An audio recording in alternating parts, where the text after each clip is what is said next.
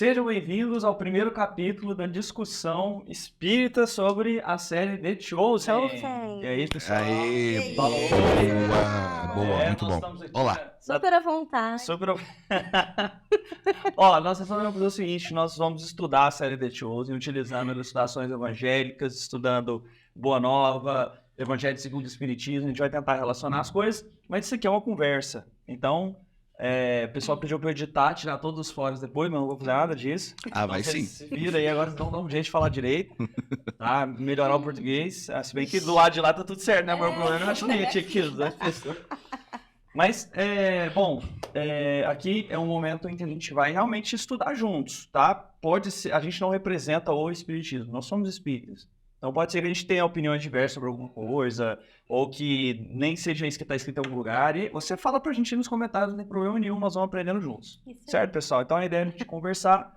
Vou jogar isso aqui em todas as plataformas, Spotify, YouTube, essas coisas todas. A gente vai começar. Então vamos começar falando assim, o que é o The Chosen? O que é o The Chosen, pessoal? Vocês já assistiram todos os capítulos ou não? Não, eu não assisti todos os capítulos. Vocês querem se apresentar primeiro? Ficou um negócio meio... Vamos apresentar primeiro? Então vamos lá, começa aí. Meu nome é Nicolas. Oi, Nicolas. Olá, pessoal. Olá, meu nome é Cal. Eu sou a Luana. Cal Hens. Luana. Muito bem. E eu sou o Rodrigo. Prazer, pessoal. E eu também tô passando as câmeras aqui, então pode ser que de vez em quando eu vou errar na câmera aqui. A pessoa assim, eu sou o fulano, tá parecendo outra pessoa. Tá bom? A gente vai dublando o outro. Tá tudo certo. Bom, The Chosen, então, é uma série produzida onde vai contar a vida dos apóstolos. Então, geralmente, quando alguém me falou, assiste The Chosen, eu falei, mas um filme de Jesus, que é ótimo os filmes de Jesus, né? Nada contra, mas é sempre, não sei, muito distante, né? De quem é Jesus, eu acho. E o The Chosen, eu acho que me chamou atenção justamente porque eu falo, gente, é isso, pra mim, isso era Jesus, né?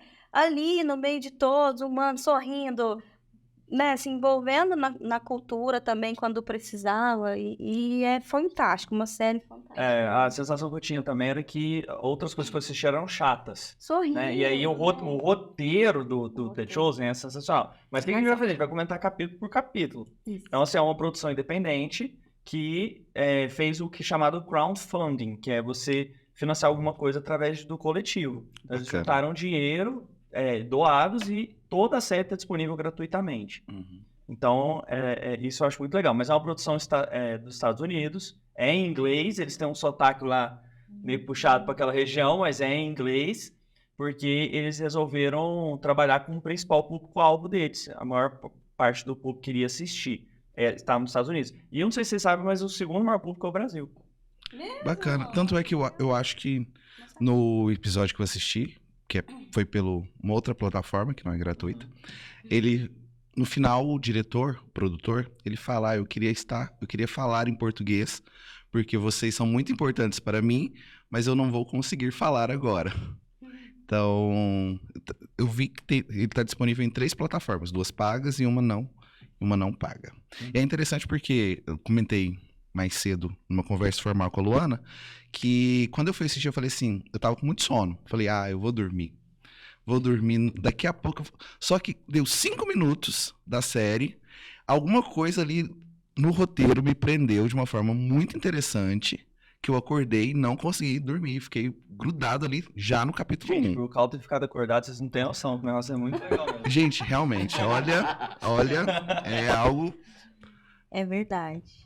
Então, esse primeiro capítulo ele começa a fazer o quê? Introdução dos personagens principais. Né? A gente só é apresentado a Jesus no final do capítulo.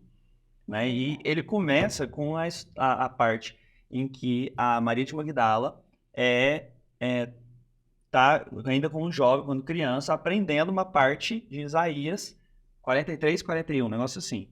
Que é aquela parte que eu te chamo pelo nome. Né? Você é minha, você é meu. Ele fala, então tá no Testamento Antigo, no Velho Testamento, Old Testament. Tá no Testamento Antigo, né, na parte de Isaías. Então, essa parte ela é central porque eles finalizam o capítulo com essa frase também, né? E é muito interessante porque eles começam com uma mulher. Eu ia falar disso, porque isso foi muito representativo pra gente, né? Nós mulheres, principalmente, porque dentre o que acontecia na cultura, né? Que era toda voltada pro homem, pro papel do homem, um patriarcado. Começa com mulher contando a história, ela é o ponto principal disso tudo, e achei muito representativo, né? Sendo aí Maria, que também sou apaixonada na história dela, em como que foi a transformação. Agora eu fiquei em dúvida, e talvez você tenha isso pra responder pra gente, por que que depois eles chamam ela de Lily? Aí, então, ela criança chamando de Mary, e aí ela tá na região dos prazeres, que é a zona vermelha. Lá em, eu não sei onde é que é, Cafarnaum? Não lembro. Alguém lembra? Eu acho que é Cafarnaum, tenho certeza. Mas é a zona vermelha. E aí, então ela tá num lugar de prazeres, ela é como se tivesse um nome lá. E ela tava dominada por demônios. E interessante que a gente tem a ideia de que Maria de Magdala É interessante fazer essa diferenciação, afinal de contas, são algumas Marias que passam pela vida do Cristo. Isso, a Maria de Magdala, que é essa representada, Maria ou Madalena, chamada Madalena, a gente tem uma ideia de que ela é prostituta, não é? Só que É ensinado, né? não é, assim, lá ele não joga isso diretamente na série, não, mas existe algumas nuances em relação a isso. Mas lá na Bíblia mesmo, em lugar nenhum fala que ela era prostituta. Fala que a Maria, aquela que era possuída por demônios. A gente até pegou Boa Nova, né?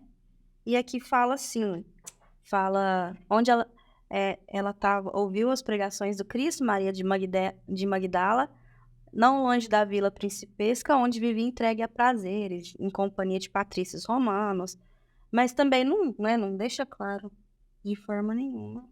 Assim, que ela estava numa situação de prazeres, né? Que pode ser relacionada a várias coisas, né? A busca material, que pode ser relacionado a jogos, que pode ser relacionado a prazer dela estar realmente sexualmente realizando essa busca de prazeres, mas não necessariamente se prostituindo, que são coisas diferentes. É interessante porque também no próprio Elucidações Evangélicas, do Saião, ele fazendo essa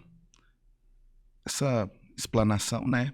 É interessante porque ele traz, né, a questão dela ser uma pecadora e não necessariamente dela ser uma prostituta ou ligada a outros tipos de pecado.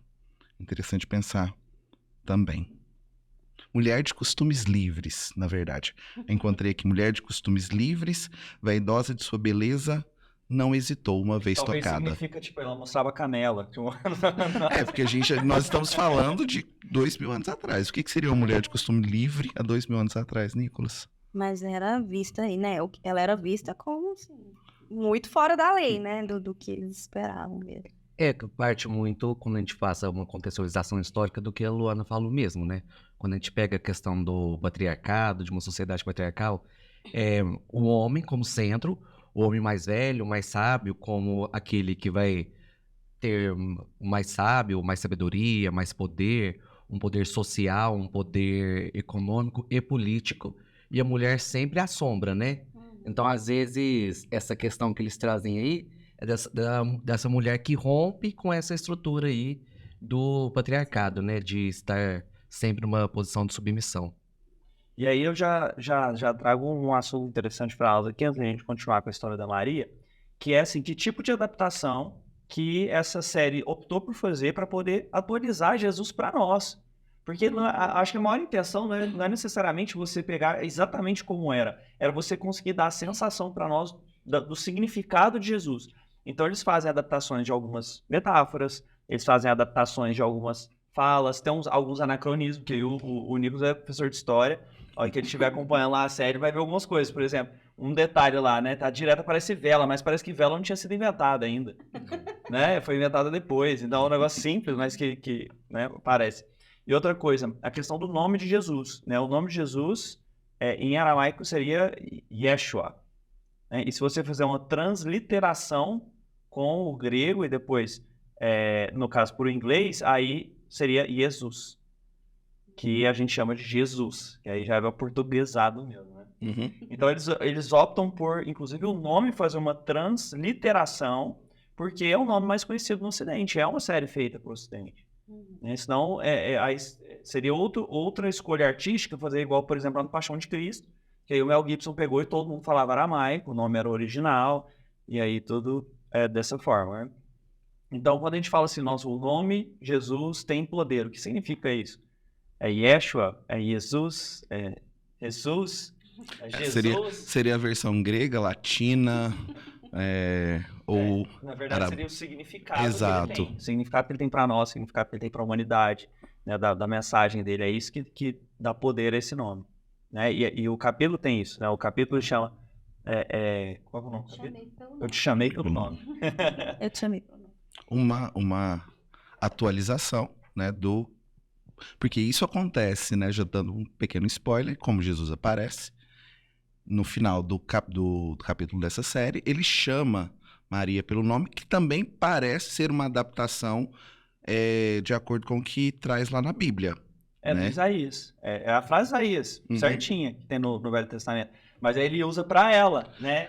É tão interessante porque a gente no Espiritismo a gente sempre estuda que o Cristo sabe o nome de cada um do planeta Terra, né? Ele estando presente desde o momento de formação, de criação do planeta Terra. Ele conhece cada um dos espíritos que aqui está. É muito interessante a gente pensar que, de fato, ele nos chama pelo nosso nome, assim como chamou Maria Madalena, né? Então não haveria espanto nenhum, ou não deve haver espanto nenhum para nós. Uma vez que ele conhece cada um das nossas profundas necessidades. Esse é o ponto talvez principal do capítulo, né? Quando que Jesus chama o teu nome? E porque existe, a gente adiantando ele, para não ter que voltar e passar pelo menos o arco da Maria todinho, né? Mas no final, ela está indo embora, né? E ela fala, ele impede ela de beber o que seria venenoso para ela. E aí no momento que ela sai, ela fala assim, não me siga, eu não quero saber de você. Né? E ela estava num período em que ela não estava dominada pelos demônios, ela era ela. Tanto que ela tentou suicídio, ele manda um sinal para ela através de um pássaro, e ela consegue observar o sinal. Então primeiro ela observa o sinal, mas às vezes depois ela não querendo, ele fala Maria.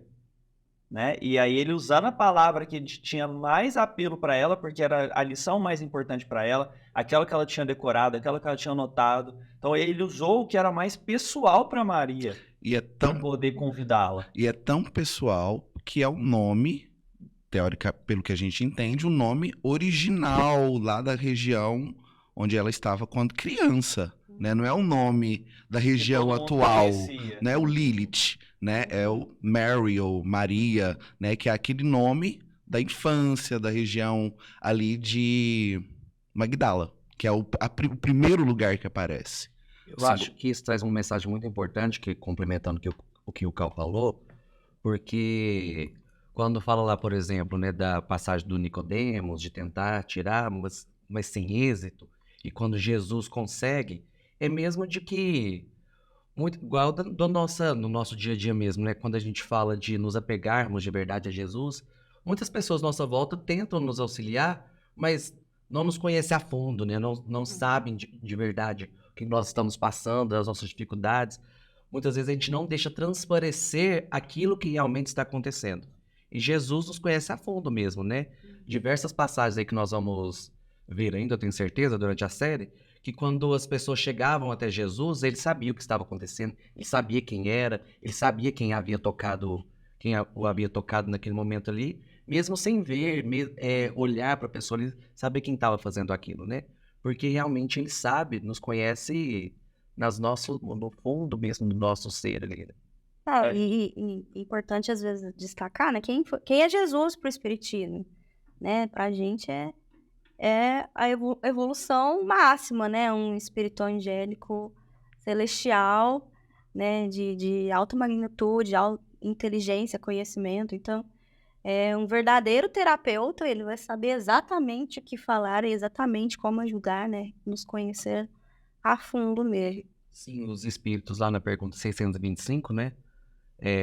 Kardec indaga os espíritos a respeito de quem Deus, na verdade, né, havia nos oferecido como guia e modelo das nossas ações, e eles são enfáticos em dizer Jesus mesmo, né? Então, nós observarmos a vivência, né, as passagens mesmo de Jesus ali, que ele era o exemplo vivo. É interessante isso, que às vezes a gente pensa que a palavra ensina muito, né? É claro que ensina, mas Jesus, ele era o exemplo vivo daquilo que ele pregava. Então, por isso mesmo, né, um guia e modelo para as nossas ações. E hoje comentando com o Cal, ele falava, não, porque para eles era Deus. Sim. Justamente porque ele é a perfeição mesmo, né? Ele era a perfeição. Então, às vezes em outras religiões, Jesus e Deus é a mesma pessoa, mas pra gente, então, não é. É filho de Deus, mas é o filho de Deus de forma perfeita aqui. Então, E aí, representando. a Lu tá trazendo um negócio importantíssimo. Por que nós estamos fazendo isso aqui? Depois de cada capítulo do The Chosen, tem uma discussão de um judeu, um católico e um protestante, discutindo a visão que cada religião tem daqueles acontecimentos, o que difere de como foi retratado, das liberdades artísticas que eles tomaram. E aqui nós estamos fazendo nossa parte espírita. Exatamente, porque Não nos convidaram. não nos convidaram. Mas quem sabe um dia. Né? Então, Quem sabe um dia nos chame pelo nosso nome. No espiritismo, Jesus não é Deus. Jesus é um espírito extremamente evoluído, perfeito, que nos guia, o nosso irmão, o nosso modelo. E a gente tem essa série com essa visão, já diferencia para nós, né, do que significa isso. E aí a gente volta na história da Maria. Maria estava dominada por demônios, certo? Então mostra ela um rabino, que é o Nicodemos, tentando curar ela, e ele não consegue, porque ele usa fórmulas, ele não é como Cristo. Né, que, como o Nicolas falou, não, o cara tem realmente conhecimento profundo e a amplitude moral para fazer aquela expulsão e aquela cura. E é interessante porque no próprio Evangelho tem um trecho muito interessante que na introdução do Evangelho, onde faz uma definição, que eram os escribas, os essênios, os fariseus, e nós entendemos que o Nicodemos, ele era um fariseu, né? Ou seja, ele era um daqueles que discutiam sobre os textos religiosos, ele era um daqueles que ensinava, que trazia as interpretações, só que o Evangelho ele traz que, contudo, sobre as aparências de uma devoção meticulosa, esses fariseus, para eles, a religião parecia ser muito mais um meio de ascensão social do que propriamente um objeto de uma fé sincera. O que explica muito, talvez mesmo sendo um conhecedor da palavra, dos textos religiosos, ele não tem uma moral tão elevada a ponto de expulsar os demônios, né? Pois é, a visão que eu tive do Nicodemos, ele parece um cara diferenciado já dos fariseus. Ele era diferente. Ele era diferente, você vê que ele questiona, né? Ele vai lá, ele fica tocado, ele quer ajudar ela de verdade, ele tem o desejo de ajudá-la, mas ele não consegue, porque ele recita fórmulas vazias. Exato. E ele fala, né, olha, não tem jeito. Só Deus para curar essa pessoa. Ele assim... então ele é um fariseu, mas ele já é um fariseu que questiona, porque ele passa a falar assim, e se, na verdade, aquilo que a gente está olhando, que é a lei, for algo mais bonito? E 2 pontos. Não sei vocês, mas eu passei durante a série a notar, os fariseus são esses, os escribas são esses, porque às vezes a gente lê no Evangelho e a gente não estuda a fundo. Nossa, era tantas particularidades, tinha os judeus, né, os romanos, e aí a gente... os samaritanos, e aí a gente não entende de fato o que era tudo isso, e acho que a série traz isso muito bem, né? O quanto era dividido, o quanto é casta, e o quanto que a ideia de que nós somos iguais, na verdade é uma ideia já cristã, que, né, que vem depois do Cristo. A gente não faz ideia. Mesmo hoje, sendo, né, a gente ainda tem a questão dos preconceitos, isso. Com certeza a gente sabe que existe, mas, gente, ali era muito dividido, né? É interessante, só retomando a fala do Rodrigo, né, desse questionamento por parte do Nicodemos, deles se colocar nesse lugar de questionar, parece que isso talvez possa não ser assim, e se não for, mas ele é censurado pela esposa na série, né? A esposa dele censura. Não, eles querem de você certezas.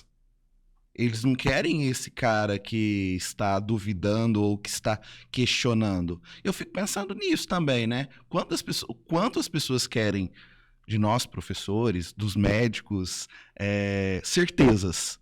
Né? A gente procura muitas do orador espírita, né? Não. E aí, é isso ou aquilo, né? Quantas vezes a gente já respondeu, olha, o espiritismo não condena nada. Não condena mesmo, não.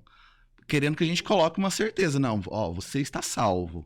Isso também é um pouco dessa lembrança nossa desse passado, né? Que ou a gente está salvo ou a gente está condenado, e não é assim.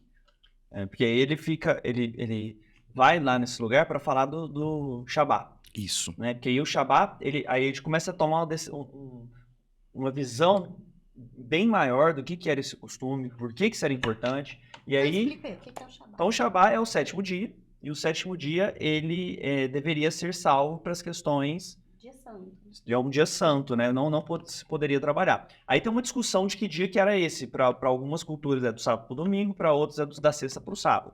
Tá? E, então, do pôr do sol da sexta-feira até o pôr do sol do sábado, você não poderia caçar, trabalhar, fazer outras coisas que não seja adorar, né? Estar com a sua família, se ater às necessidades pessoais. Isso é um ponto central na trama, porque ele vai lá e dá um sermão condenando as pessoas que estavam pegando peixes no Shabbat. E todos aqueles que compravam peixes dela. Né? Então, aquele que trabalhava no Shabbat não era merecedor, era impuro, e você não poderia nem se conversar com aquela pessoa, comer o peixe que ela pescou, né, que ela preparou, porque você seria tão impuro quanto. Então, alguém fazer algo no Shabbat, ele começa a preparar o ambiente pro arco, que é o arco do Pedro. Que ele se vê desesperado. Acho que a gente entra agora, daqui a pouco, a gente podia terminar primeiro essa conversa da Maria Magdalena. Porque são 2 arcos importantes nesse capítulo. Eu acho que 3. Porque ele apresenta Mateus, o Pedro. Simão Pedro e apresenta a Maria. Então, a Maria, ela estava dominada por demônios. O que significa isso para o espiritismo? Pessoal, vamos discutir. O que é uma pessoa dominada por demônio para nós, Nicolas? Passando por um processo obsessivo, né? Uhum. Nós sabemos que, pelo que nós estudamos, tudo mais que a gente acredita que nas obras espíritas trazem para nós, que muitos irmãos, quando desencarnam, quando não estão mais aqui na carne, nós continuamos com as nossas características. E muitos de nós, então, ligados ainda a alguns vícios, algumas tendências, nos ligamos a pessoas encarnadas para satisfazer dessas tendências, desses vícios. Então a gente fala que são os nossos irmãos desencarnados, que nós chamamos de obsessores. Então ela estava passando por um processo de obsessão, né? Naquele momento ali. Que a gente tem desde uma obsessão simples, que é como os espíritos trazem pra gente, né? Uma influência sutil ali no nosso dia a dia, como fascinação, uma subjugação, possessão, que pode ser ali no caso, né? Que é o retratado dela ali, quando a gente fala que a pessoa está endemoniada, como se estivesse com um demônio ali. Uhum. E é interessante que quando traz, né, para nós a questão do demônio, a gente sabe, né, que não existe uma personificação, né, de um demônio. E sim esses irmãos encarnados que estão passando por esse processo. Então, para o espírito não é Lúcifer caído, somos nós. São pessoas que já estiveram aqui na reencarnação e que agora são espíritos, estão na vida espiritual, mas que permanecem com dificuldades, com defeitos, com ódio, com vinganças, e aí se aproximam e tem uma ação persistente sobre outra pessoa, provocando processos como esse. Inclusive, qualquer um de nós, né, eu acho muito importante pensar, qualquer um de nós somos susceptíveis a sermos obsessores. A gente leva muito em consideração que nós somos os obsediados, né? Acho que até por nós estarmos encarnados, apesar que existe também a obsessão de encarnado para desencarnado, e de encarnado para encarnado, o famoso relacionamento abusivo, nós podemos nos tornar obsessores. Eu tenho muito medo disso, inclusive, de perder a noção e falar assim, nossa, eu estou obsediando alguém aqui. Então, isso é muito interessante de pensar. Por que nós podemos nos tornar obsessores? O que faz, por exemplo, a Maria se ligar a esses obsessores? Ou faz com que os obsessores se liguem a ela? As questões que a gente vê, que eles chamam de pecados, né? Que nós, no Espiritismo, nós falamos que são as nossas imperfeições, são os nossos vícios, são as nossas fraturas morais, vamos assim dizer. É interessante falar sobre isso, né? Fratura moral. Gostei.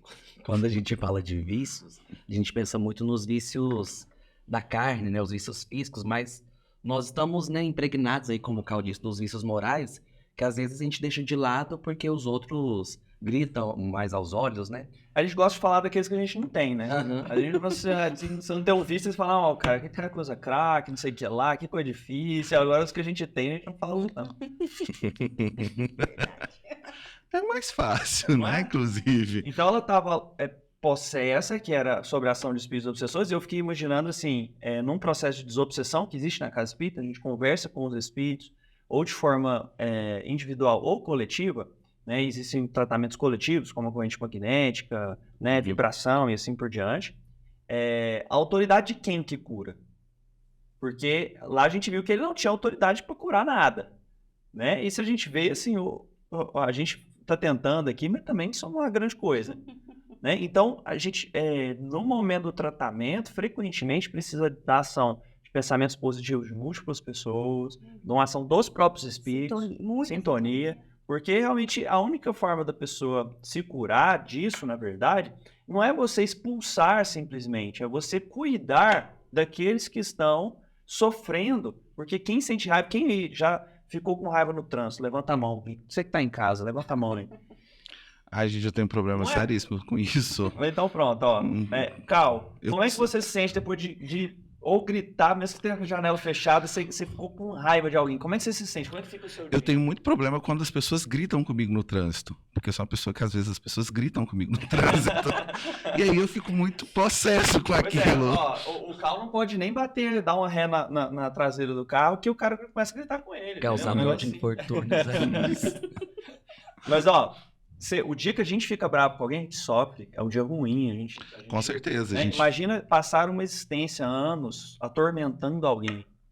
A pessoa também está sendo atormentada. Então, a nossa ideia é que o espírito não está lá para ser expulso, ele está lá para ser cuidado, para ser socorrido, para ser amparado. É isso que acontece no tratamento espiritual, né? Sim. Tanto que a gente vê que muitos espíritos, quando estão passando um tratamento espiritual, não é só naquele momento ali, ele tem que passar várias vezes. Toda casa espírita, né, a gente sabe que é um hospital espiritual, que tem ali essa questão do tratamento, né? E assim, uma coisa essencial para todo casa espírita ou centro espírita, centro religioso, é a questão do estudo mesmo, né? Porque a partir do seu próprio esclarecimento, você vai estar esclarecendo também aqueles espíritos ali que te acompanham, né?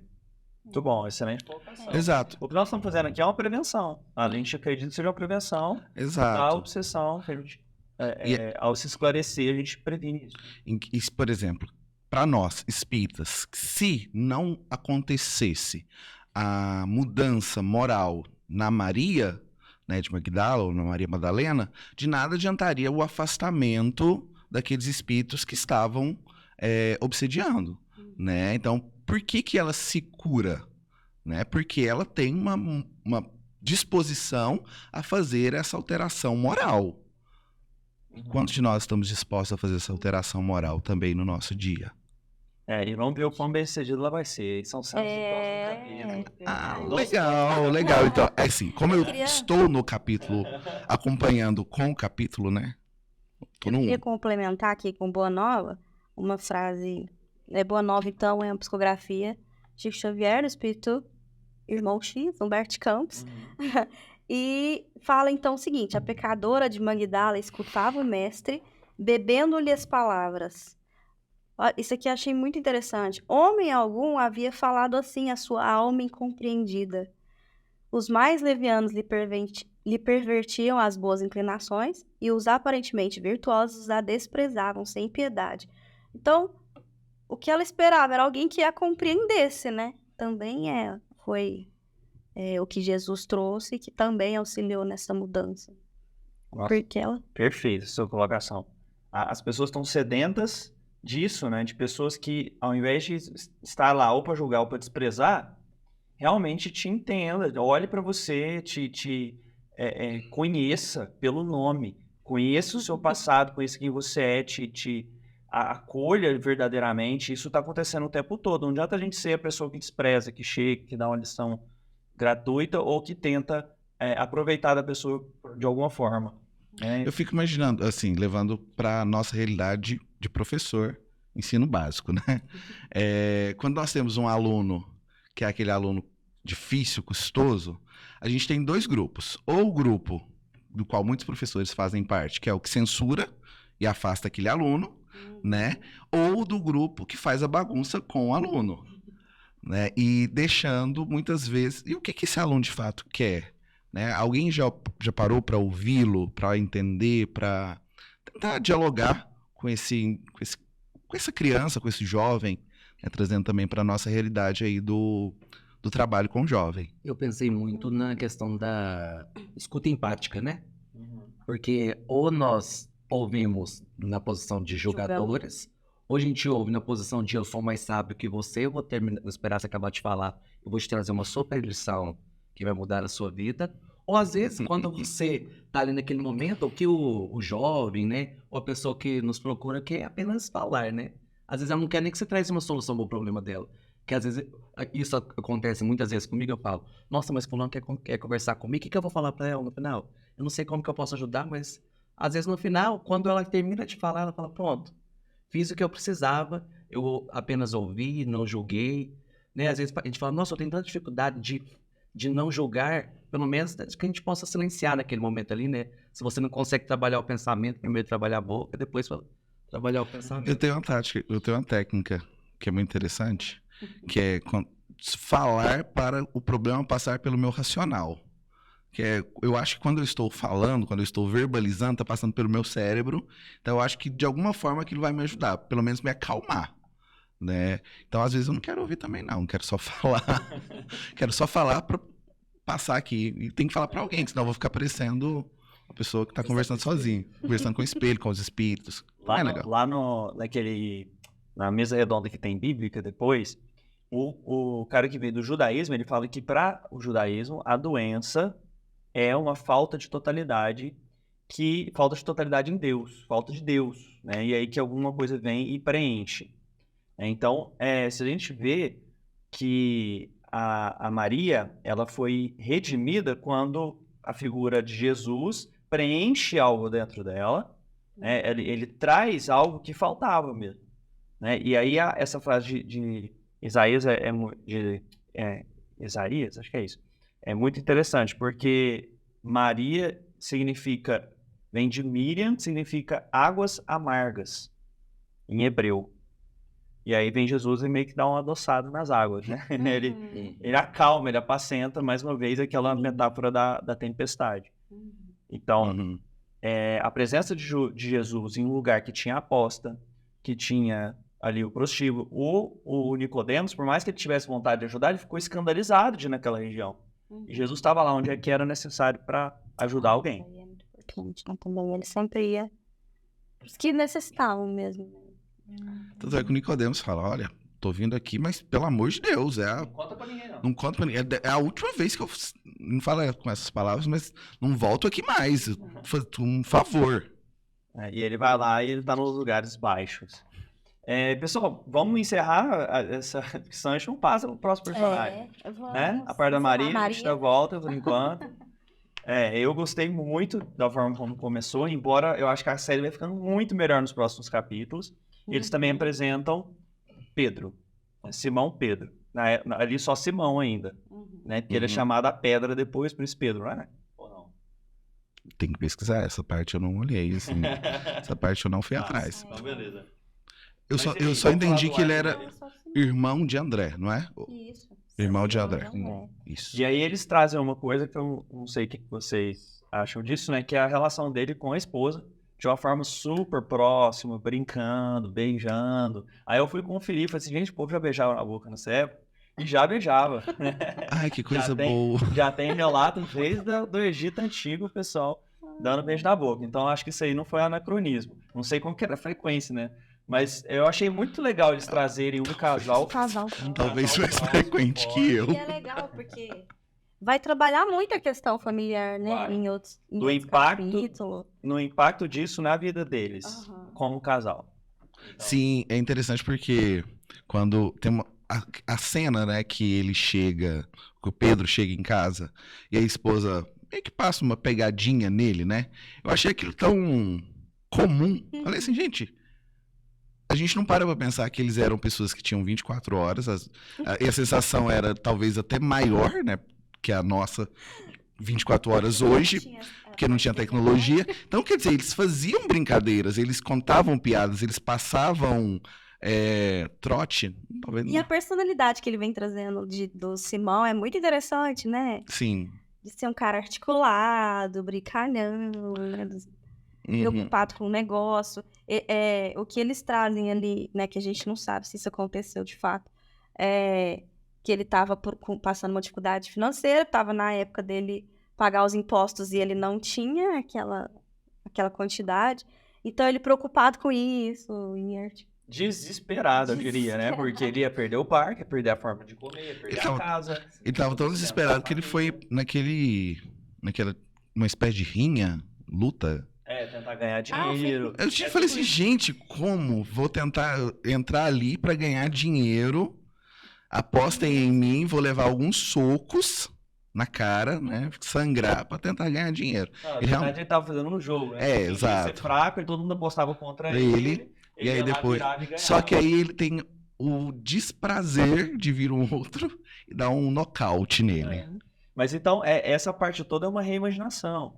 Né? É um background que não tem isso em Bíblia nenhuma, mas aí eles têm que povoar de humanidade as pessoas, para trazer sentido para as coisas. Eu adorei a personalidade dele, achei extremamente humana e torna ainda mais bonito a redenção dele.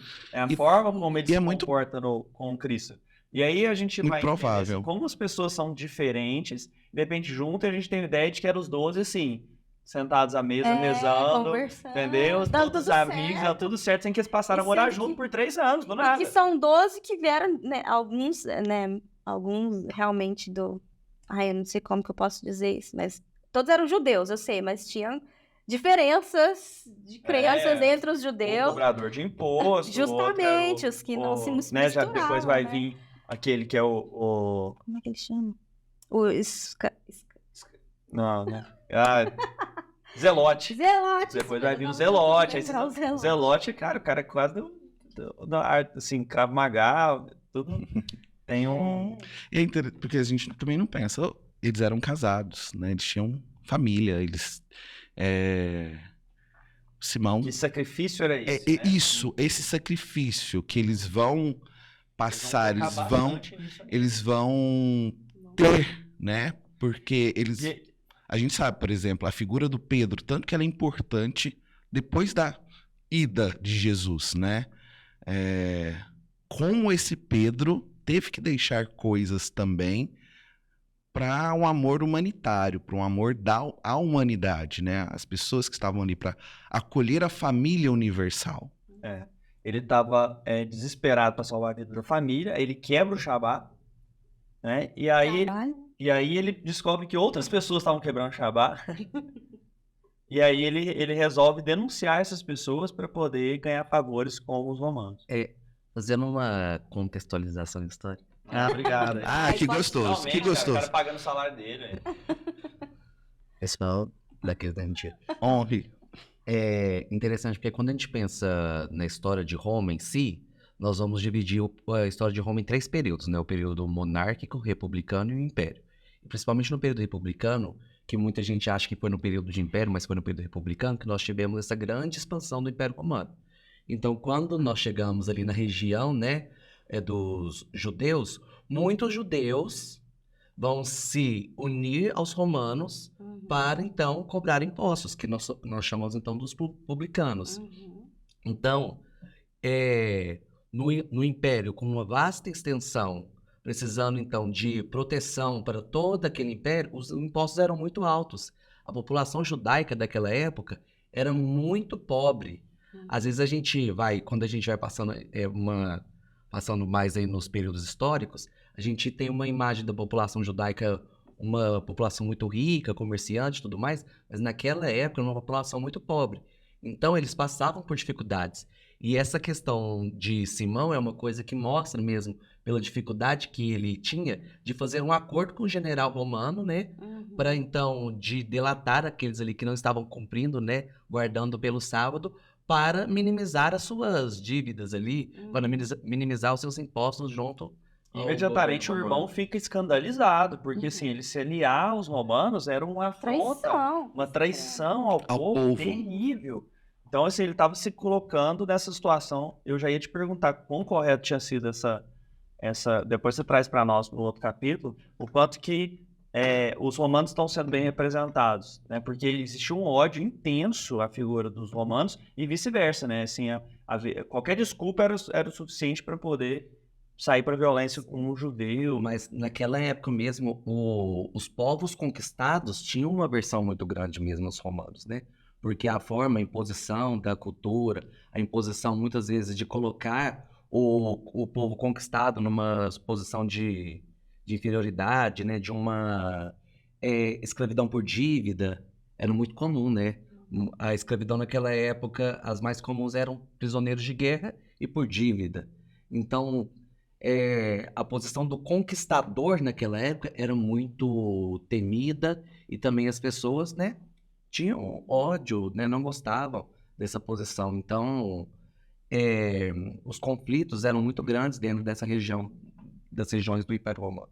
E aí eu pergunto para vocês o seguinte: nós estamos vendo aqui que existia e está existindo uma adaptação literária da série, assim, em relação ao background das pessoas, ao passado, às histórias.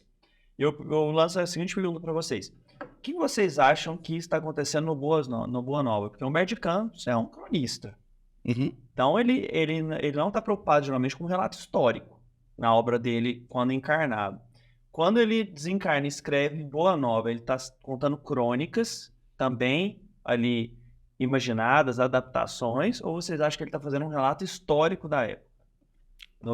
Aquela pergunta difícil, tentando Pois resposta é. no lugar. Eu tô aqui assim, eu tô querendo. O que será que ele tá querendo? Onde que nós vamos chegar? Isso aqui é só opinião, gente. Isso aqui não tem nenhum lugar. Assim, eu acho interessante a gente pensar algumas coisas, principalmente com relação, talvez seja uma opinião polêmica essa, com relação às psicografias, de uma maneira geral. Todo autor literário, né, primeiro, se a literatura já deixa de ser de caráter 100% real. Você chamou aquilo de literatura, você já está passando por questões de subjetividade. Senão seria uma notícia, senão seria um jornal, né? Então, eu acredito que em todas as produções que são psicografadas, né, em todos os livros, tem esse viés de deixar a história mais literária possível, mais artística possível, até mesmo para chamar atenção, porque é um trabalho com a palavra. Não acredito que ele tenha sido 100% fiel, porque senão seria uma notícia, ele não colocaria isso como uma crônica. Porque não deixa de ser verdade. Exato. É verdade. Exato. Agora, você conta aquilo de uma maneira artística, de uma maneira artística, é né? isso. É uma verdade do ponto de porque ele traz temas, e esses temas são verdadeiros. Exato. Você vê a Maria de Magdala chorando ali no capítulo de Boa Nova, é lindíssimo, a Lu toda vez que lê esse capítulo ela chora, porque ela se emociona, ela toca nela. Então ele tá falando de uma verdade. E aí ele pode, igual aqueles filmes que são adaptações da vida das pessoas, a pessoa tem que dar uma arredondada algumas coisas pra virar filme.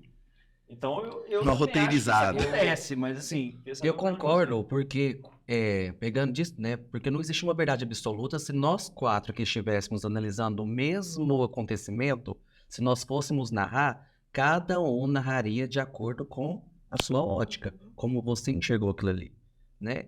Então, não que a sua esteja errada, da Luana, do Cal, a minha, mas partindo do pressuposto ali, né, que é como você enxergou aquele momento, né? Isso acontece nos 4 evangelhos, né, com João, com o próprio Mateus, com Lucas, cada um...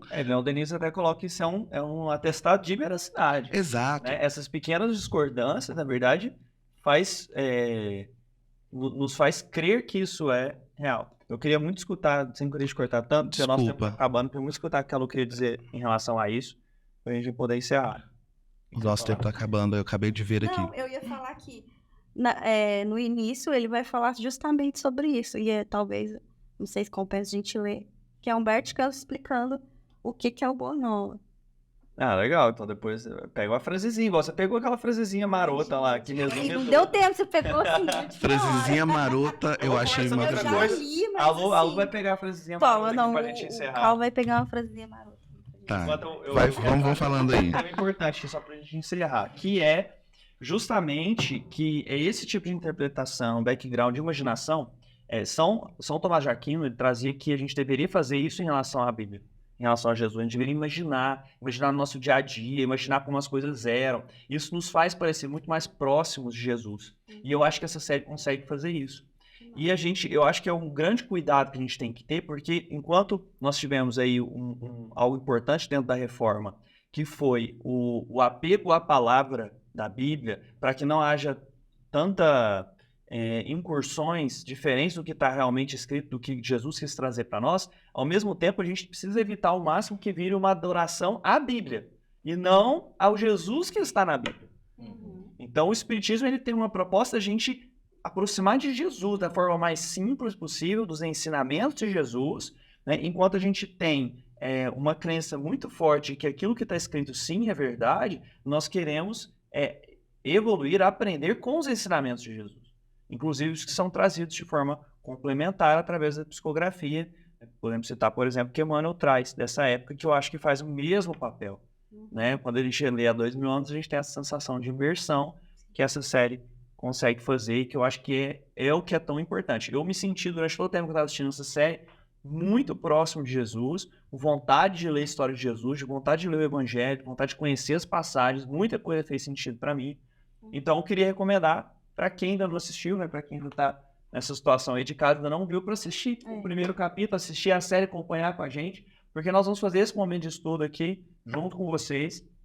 Nessa oportunidade nós vamos discutindo, aprendendo juntos, talvez falando algumas coisas que não tem nada a ver, você vai corrigir a gente aqui nos comentários, mas nós estamos aqui abertos para esse tipo de crítica. Olha que bacana, eu gostei muito de duas frases aqui, né, quando ele vem falando da questão literária, né? Ele diz que o gosto literário sempre refletiu as condições da vida do espírito. Não precisamos de muitos exemplos para justificar o acerto. Acerto com 2 S, tem diferença, isso é importante. E aí, mais à frente, ele diz assim: nas esferas mais próximas da Terra, os nossos labores, né, os nossos trabalhos por afeiçoar sentimentos, a exemplo do Cristo, são também minuciosos e intensos, assim como o trabalho literário. Então, acho que...